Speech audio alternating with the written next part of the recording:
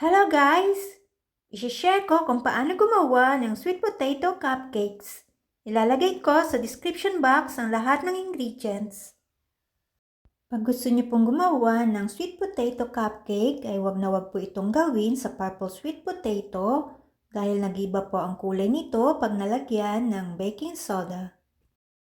Ito po ang kinalabasan nung ginamit ko ang purple sweet potato. Naging green po ang kulay nito.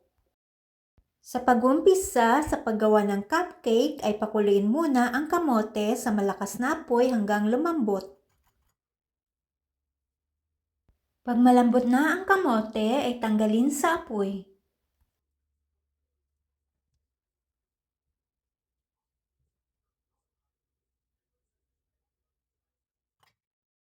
Ang susunod na gagawin ay durog-durugin o i-mash ang nilagang kamote at pagkatapos ay iset aside ito. Sa mixing bowl o prep glass ay pagsamasamahin ang mga dry ingredients gaya ng baking powder, baking soda, salt at cinnamon at haluin ito. Pagkatapos haluin ay iset aside muna ito. Sa ibang mixing bowl ay ilagay ang white and brown sugar na may 2 itlog.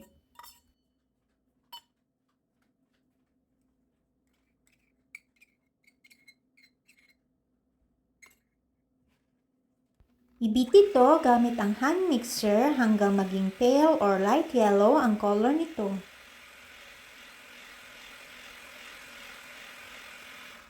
Pag light yellow na ang color nito ay ibuhos ang cooking oil. Vegetable oil po ang ginamit ko dito. Ibuhos na rin ang evaporated milk. Pwede pong gamitin ang fresh milk. Beat it again until well combined.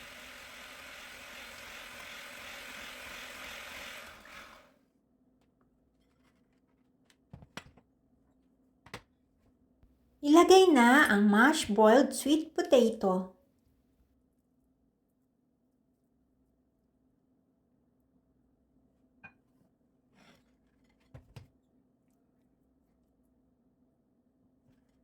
I-beat ito ng 1 minuto.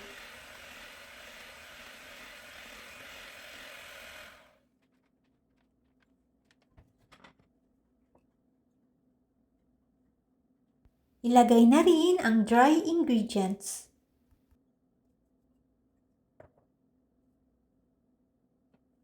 Beat it again until well combined.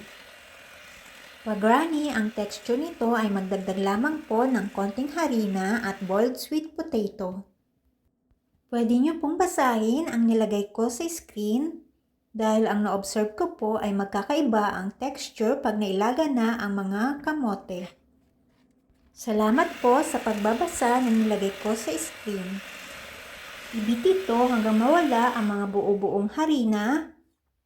And after beating ay ilagay ang choco chips. Haluin ito gamit ang spatula.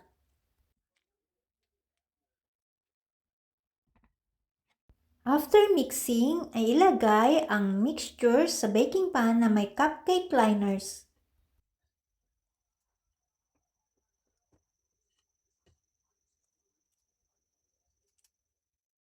Maglagay sa ibabaw nito ng pecans or nuts.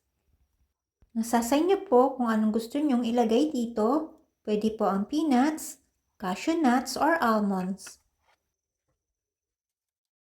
I-bake ito sa preheated oven 350 degrees Fahrenheit ng 20 to 25 minutes or until toothpick inserted comes out clean. And after baking, remove from oven and serve. Sa walang oven ay pwede nyo po itong i-steam. Ilagay sa preheated steamer sa malakas na apoy ng 12 to 15 minutes or until toothpick inserted comes out clean. So whether you eat or drink or whatever you do it all for the glory of God. 1 Corinthians 10:31.